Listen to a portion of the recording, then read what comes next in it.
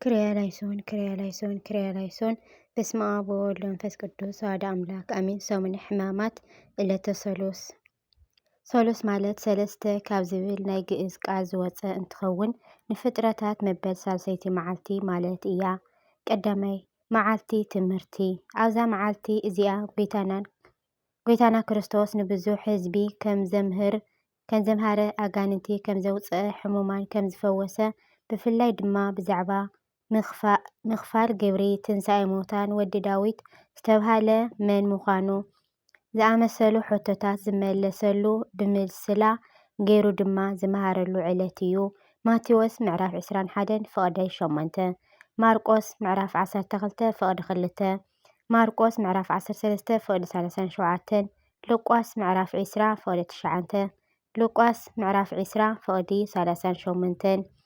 ካልኣይ መዓልቲ ሕቶን መልስን።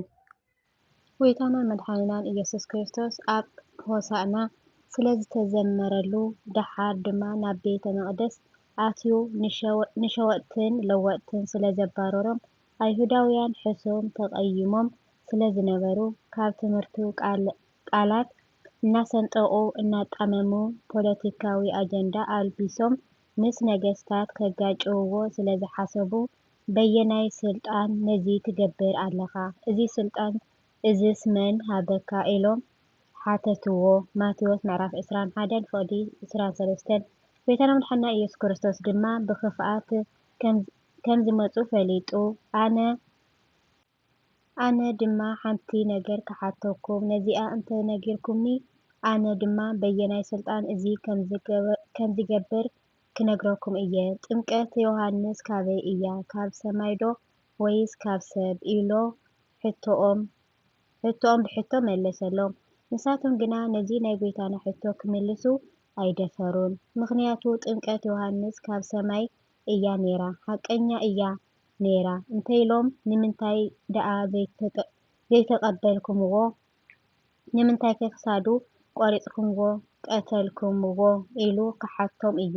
ካብ ሰብ እያ ናይ ሓሶት እያ እንተኢሎም ድማ እቲ ኣብኡ ይሰምዖም ዝነበረ ህዝቢ ንዮሃንስ መጥምቅ የኽብሮ ስለ ዝነበረ ከምዚ ክብሉ እውን ኣይከኣሉን። ስለዚ ድማ መልሲ ኣይንፈልጥን በልዎ።